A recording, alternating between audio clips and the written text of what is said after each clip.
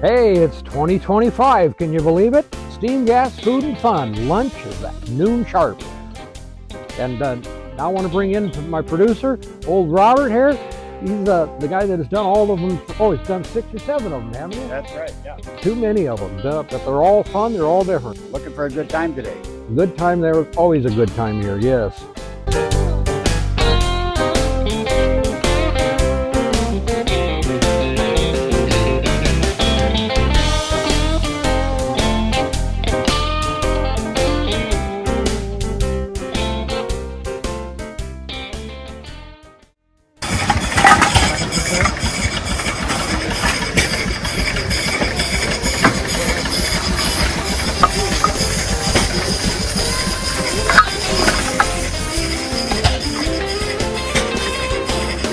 You're getting her all stoked up there. Yeah, kind of filling the hole. All right. Yeah.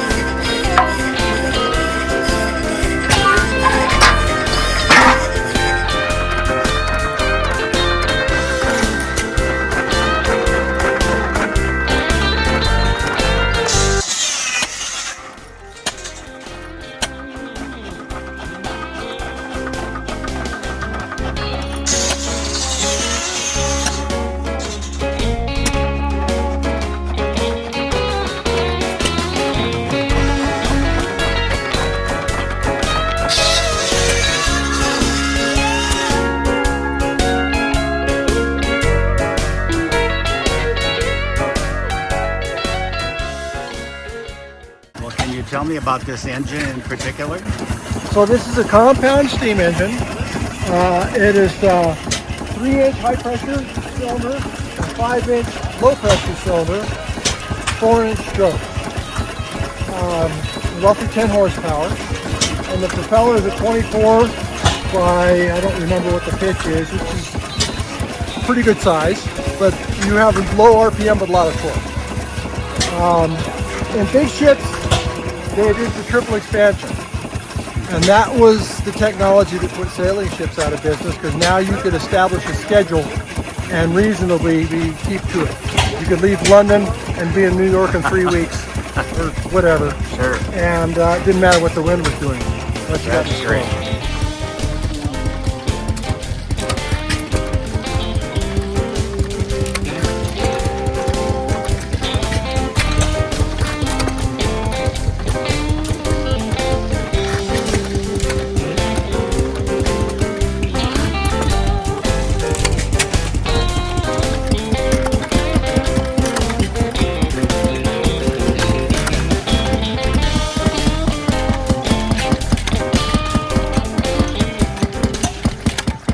Hi there, what you got here?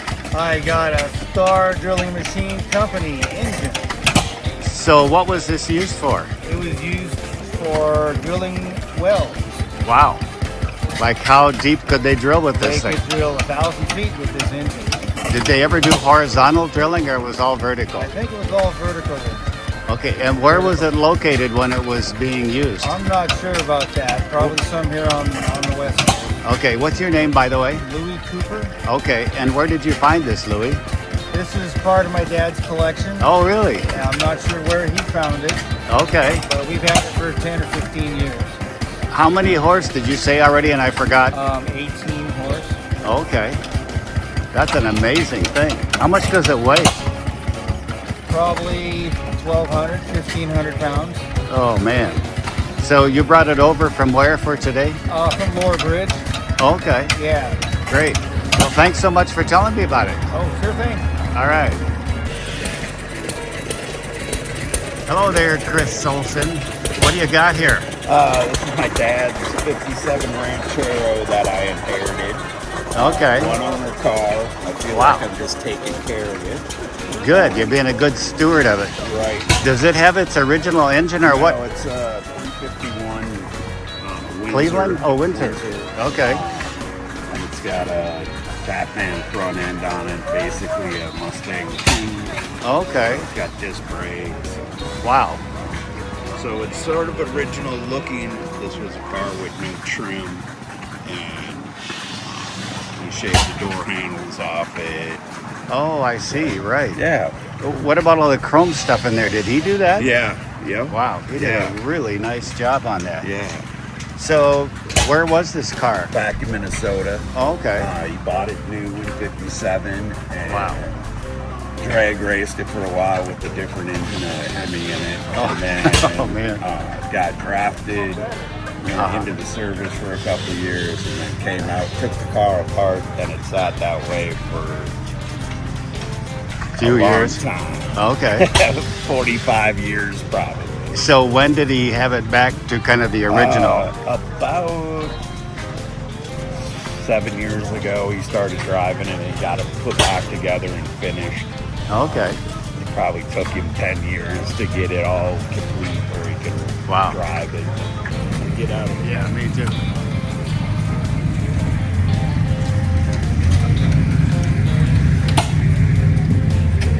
Wow, this is really a beauty. I hope to get a little more information about this. I'm talking to the owner here, and your name again? Oh, Mike Schaefer. Mike Schaefer. Mike, can you tell me what this is, what year it is? It's a 1940 Ford pickup, Okay. and it has a 302 Ford engine. Is that a newer engine? Yeah, newer, like in the 70s. Oh, okay. And then it has a close ratio Ford 4-speed.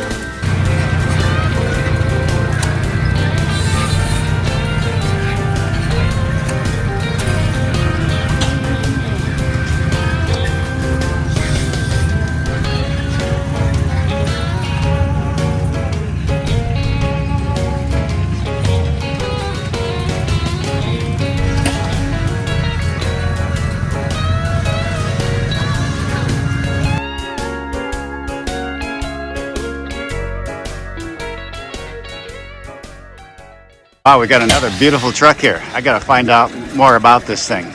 Hi, so you're the owner of this thing. I am. Tell me your name. I'm Jim Moran. Okay, Jim.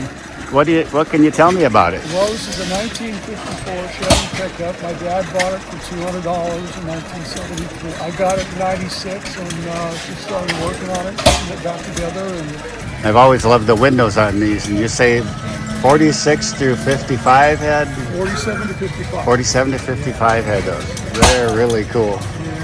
Well, it's a beautiful one. Thank you for talking to me, and I appreciate it. Well, thank you. Thanks for being here. Yeah, for sure. Wow, we got some real beauties coming in here.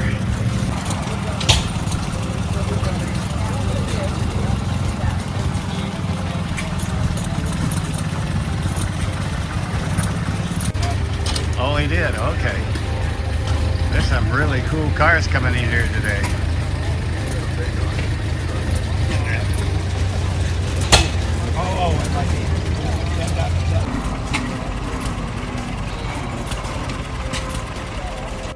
Wow, you got a beautiful car here, Dave. Can you tell me your name again, Dave? Yeah, Dave Woolham. Okay, and what can you tell me about this thing? It's a 1927 Model T.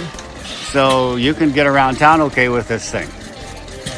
I've had it about 65 with two people in it. Oh my goodness. And I talked to you earlier and you said something about having it over in Utah or?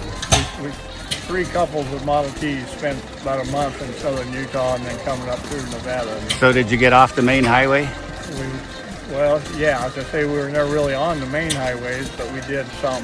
We had to, but we do a couple hundred miles a day in them, run around on dirt roads, gravel roads. Okay, so it's got a low enough gears you can get up a hill with this It thing. did, yeah. Well, good. But, we went to the top of Cedar Break, which was 11,307 feet. Well, that's beautiful. Thank you for sharing that. Appreciate it.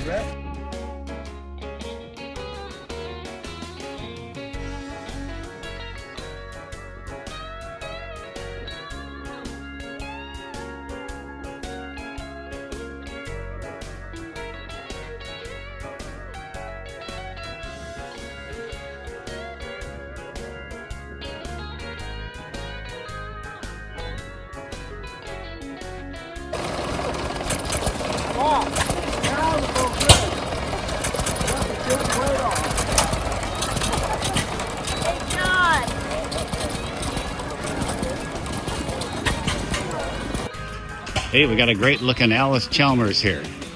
and we're going to find out a little more about it. Can you tell me what your name is? Yeah, it's Wayne Lowry. Wayne? Yep. Tell me about this tractor. Well, it's a 1940 Alice Chalmers Model B. Okay. And what it- were...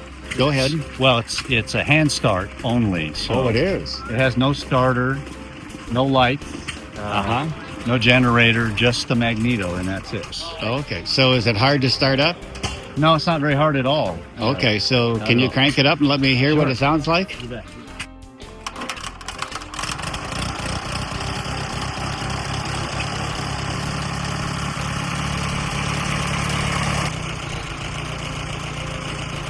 Well, thank you very much. I appreciate it. You're welcome.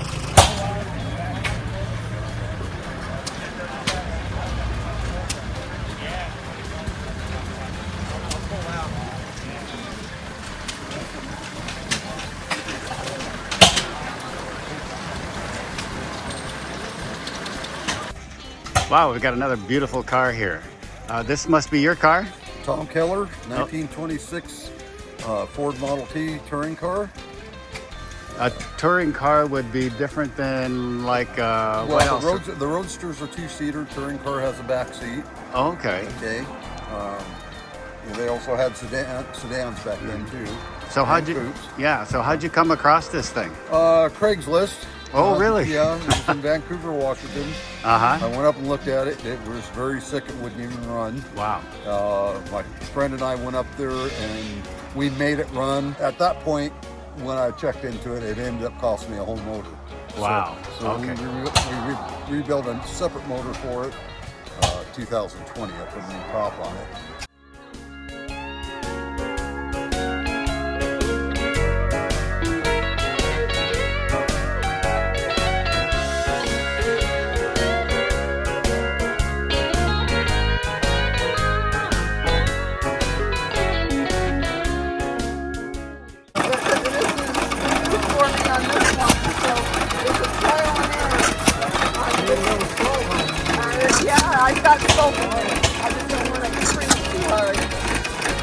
This is looking good.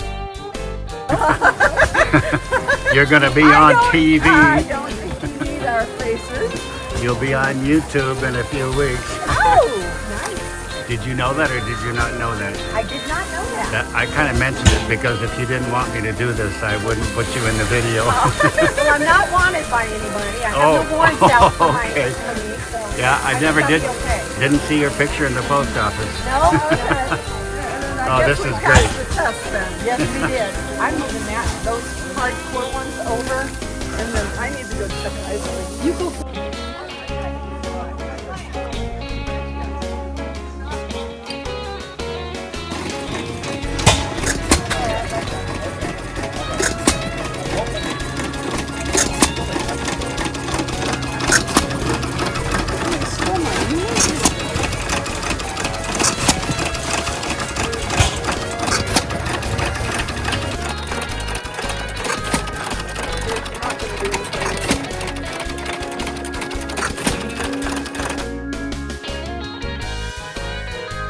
What do we call it? Tom's Slot Car Racetrack? Tom's World Slot Car.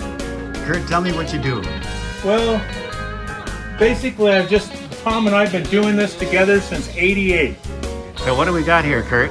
Well, the track is computerized, and in the sense of as the cars go around, there's a light sensor thing here. When they break that sensor, it notifies the computer and it keeps track of, one, how fast you were going, and also, in other words, how long it took you to get around.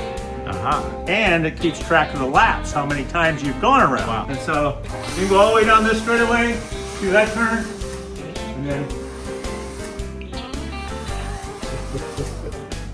Oh, I see. I'm exaggerating it. But Yeah. If you're on the whole time, you're going to go off. That's good. He's a pro.